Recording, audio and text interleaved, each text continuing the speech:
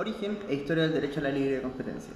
Para doctrinantes como Sid R. Coe, afirman que hay evidencia de que los monopolios estaban prohibidos desde el derecho romano, luego, implícitamente en la Carta Magna y en ciertas leyes del rey Eduardo III.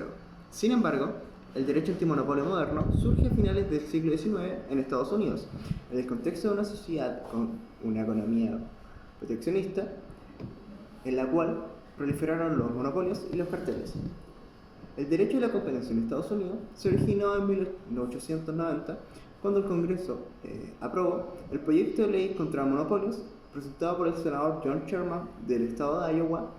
La ley Sherman, que según el encabezado de la misma, es una ley para la protección del comercio contra las restricciones ilegales y los monopolios. La ley Sherman continúa siendo a la fecha la norma principal del derecho a la competencia en los Estados Unidos. La mencionada ley contiene las siguientes prohibiciones de carácter general. 1. Prohibir toda clase de acuerdo que tiende a restringir la competencia entre los diversos estados o naciones extranjeras. Y 2.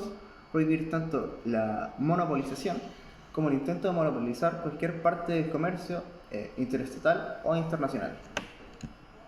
La Fiscalía Nacional Económica es la agencia chilena encargada de defender y promover la libre competencia en todos los mercados o sectores productivos de la economía chilena. La Ley de Defensa de la Competencia, en el Decreto de Ley 211, establece que la Fiscalía Nacional Económica es un servicio público descentralizado, con personalidad jurídica y patrimonio propio, independiente de todo organismo o servicio que se encuentra sometida a la supervigilancia del Presidente de la República a través del Ministerio de Economía, Fomento y el Turismo. Para cumplir con su labor, la Fiscalía Nacional Económica investiga todo hecho, acto o convención que impida, restrinja o entorpezca la libre competencia, o que tienda a producir dichos efectos. Entre sus focos de investigación se cuentan las prácticas colusorias, los abusos de posición monopólica y las concentraciones que afecten o puedan afectar el funcionamiento eficiente de los mercados y el bienestar del consumidor. La Fiscalía Nacional Económica debe por mandato legal defender y promover la libre competencia en los mercados, con independencia de todas las autoridades y tribunales a los cuales actúe, en la forma que estime arreglada a derecho y según las propias apreciaciones del Fiscal Nacional Económico. Este mandato legal se ejercita a través de las investigaciones que la Fiscalía Nacional Económica realiza, sean de oficio o sean por denuncia. Las denuncias pueden ser declaradas admisibles o inadmisibles. Aquellas que son declaradas admisibles junto a las que la Fiscalía Nacional Económica decide discrecionalmente abrir de oficio constituyen el quehacer fundamental de la Fiscalía Nacional Económica, las investigaciones sobre conductas y mercados.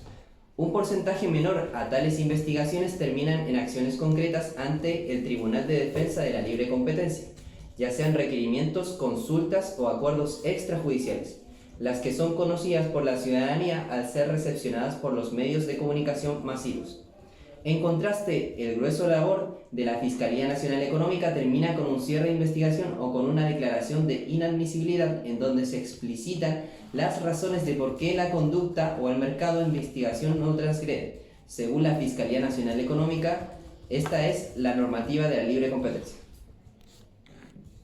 Función establecida en la Ley Antimonopolios. La Ley Antimonopolios, enfocándose en estricto rigor en sancionar aquellos actos colusivos por parte de las personas, se dispone a crear herramientas institucionales para castigar dichas sanciones establecidas en la Ley Antimonopolios. La Ley Antimonopolios, enfocándose en estricto rigor en sancionar aquellos actos colusivos por parte de las personas, se dispone a crear herramientas institucionales para castigar dichas situaciones. Lo que es hoy en día, las sanciones eliminaron su exigencia para denunciar actos lícitos de colusión, donde el acuerdo concertado confiera poder de mercado. Algunos casos sancionables bajo esta ley de antimonopolio son: primero, acuerdos o prácticas concertadas que involucren a competidores entre sí, que consistan en fijar precios de venta o de compra, limitar la producción, asignarse cuotas de mercado o afectar el resultado de procesos de licitación. Segundo, acuerdos o prácticas concertadas que consistan en determinar condiciones de comercialización o excluir a actuales o potenciales competidores. Tercero, las multas por colusión u otras conductas anticompetitivas tendrán como monto límite el doble del beneficio económico reportado por la infracción, o hasta el 30% de las ventas del infractor correspondientes a la línea de productos. Cuarto, prohibición de contratar a cualquier título con órganos de la administración centralizada o descentralizada del Estado, con organismos autónomos o con instituciones, organismos, empresas o servicios en los que el Estado efectúe aportes con el Congreso Nacional y el Poder Judicial. Y por último, prohibición de adjudicarse cualquier concesión otorgada por el Estado, hasta por el plazo de 5 años contando desde que la sentencia definitiva queda ejecutada. Es sabido que uno de los peores atentados contra una economía de mercado son los casos de colusión. En palabras de la Corte Suprema, la colusión constituye de todas conductas atentatorias contra la libre competencia, la más reprochable y la más grave, ya que importa la coordinación del comportamiento competitivo de las empresas. Lo anterior significa que el bien jurídico a proteger en estos casos es la gran relevancia para un buen funcionamiento del país.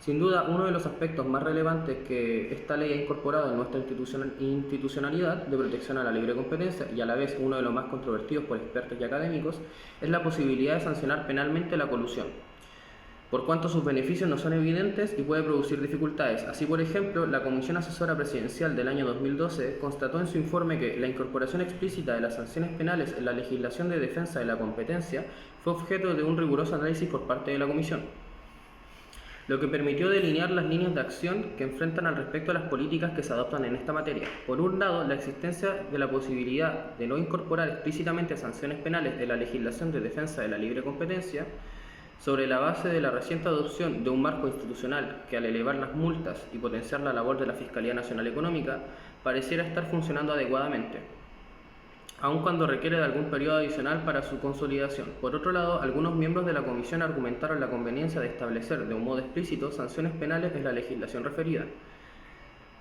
Ello actuaría, a juicio de sus impulsores, de un modo más efectivo en la contención de las prácticas anticompetitivas.